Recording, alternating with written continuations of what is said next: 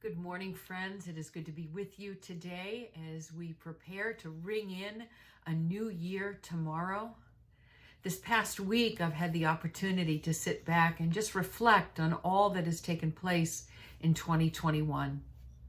It has indeed been a very challenging year, and yet I think that we at St. John's are stronger. We have said goodbye to many people that we have loved, but we've also welcomed over 25 new members to St. John's, all during a pandemic. Our children and young people have continued to meet. Our parish day school has been in session, and over 25% of you are involved in some kind of a small group or formation ministry. For all those things, I am incredibly grateful. I'm grateful for the vestry, for our dedicated staff, for our teachers, and just for the many ways that God has broken into our lives and your openness to God's grace throughout this past year. And that's why I am so hopeful for 2022. It looks like we'll have medicines to help treat our COVID virus. This pandemic will be behind us, I'm hoping by this summer, and we'll be able to resume some of the more normal activities that have been such a big part of St. John's over these last years. It hasn't slowed us down too much, though. We had our creche out on the lawn.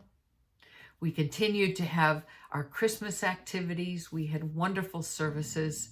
And even though they weren't as well attended as normal, if you look at our numbers, they are so much higher than many other churches within our diocese. And in fact, the average size of an Episcopal church right now is about 62. And St. John's absolutely exceeds that, not only in our numbers, but in the many ways that we touch the lives of those in our community and in the wider world. And so I look forward to all that God has in store for us in 2022. And I invite you to consider that question as you think about New Year's resolutions and what God is calling you to in the next year.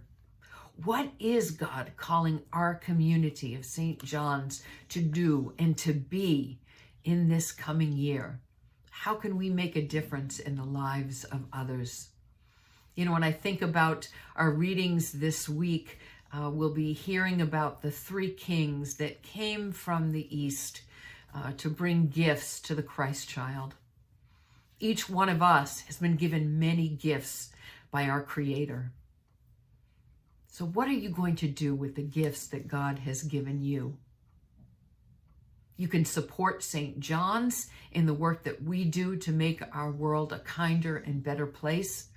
We've got some new initiatives coming up in the coming year, and it is my hope that you'll be able to participate in the many ways that we get to know God and each other.